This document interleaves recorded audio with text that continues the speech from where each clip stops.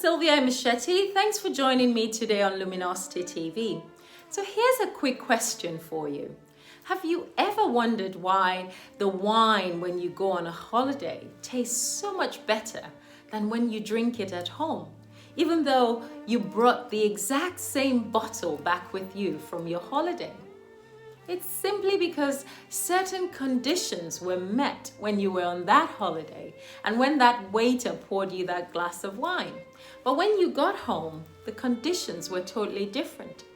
On your holiday, you were more relaxed, more content, excited and waiting in anticipation to have your first taste of this delicious wine.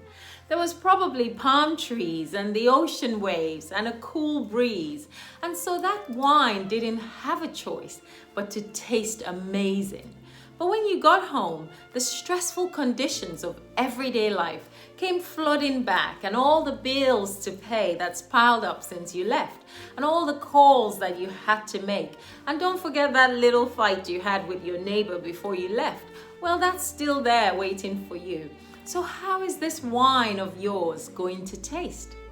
Well, it turns out that life is like that bottle of wine. It could be fruity, bland, sweet, tasty, sour, all depending on the inner condition of the taster and the kind of vineyard that he has created for himself within. No matter how sweet the wine is, it is always going to be bitter for some, because all that's growing in their vineyard is sour grapes.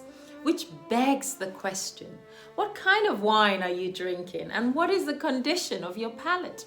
Are you living a life of abundance, or are you living a life of scarcity? Is everything running out in your space so you feel the need to grab, to hoard, and to keep only for yourself?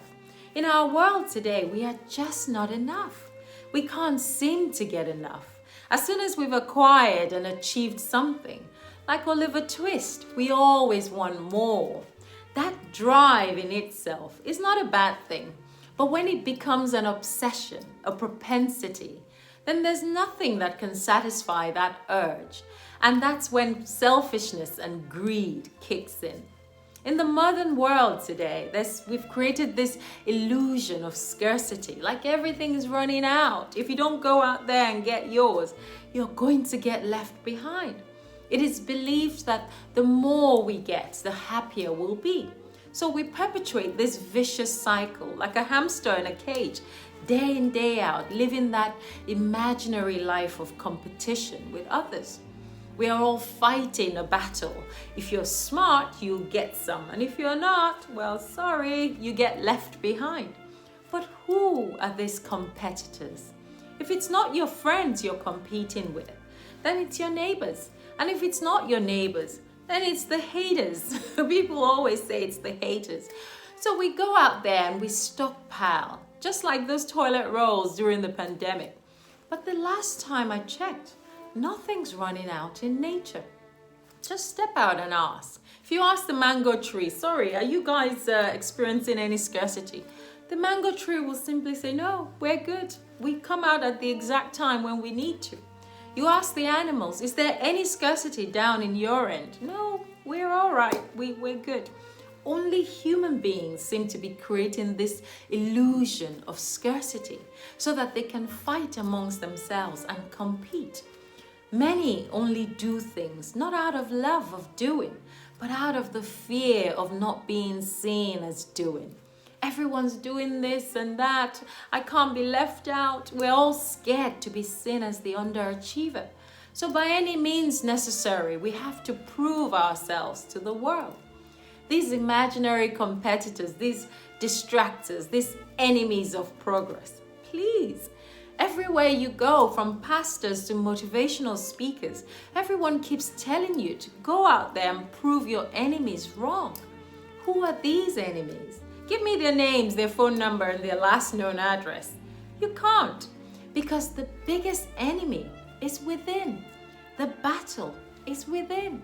Something within you must seek a life of abundance, of contentment, of being worthy and enough.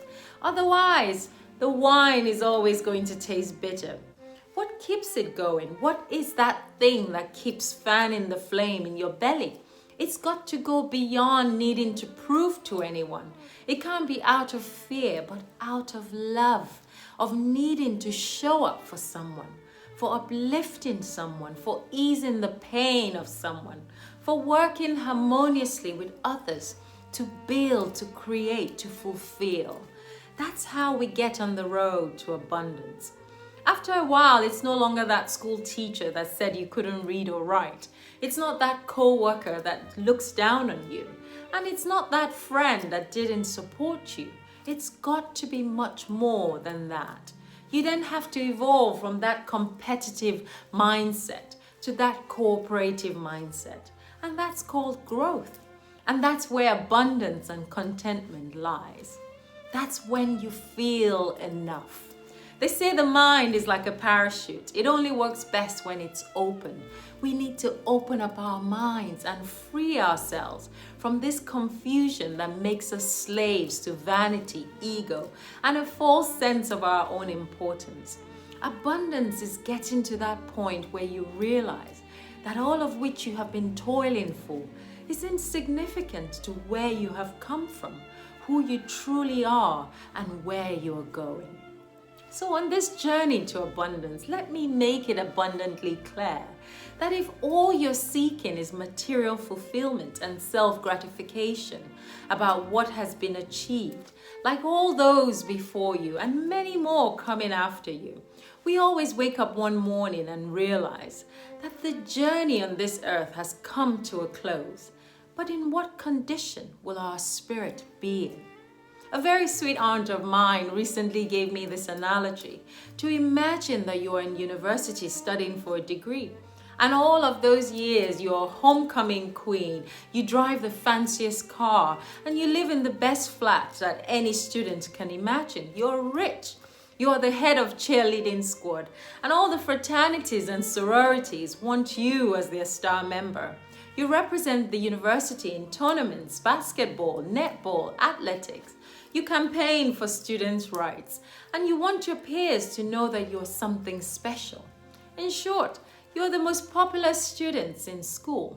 But after all these years, all of your accolades got in the way.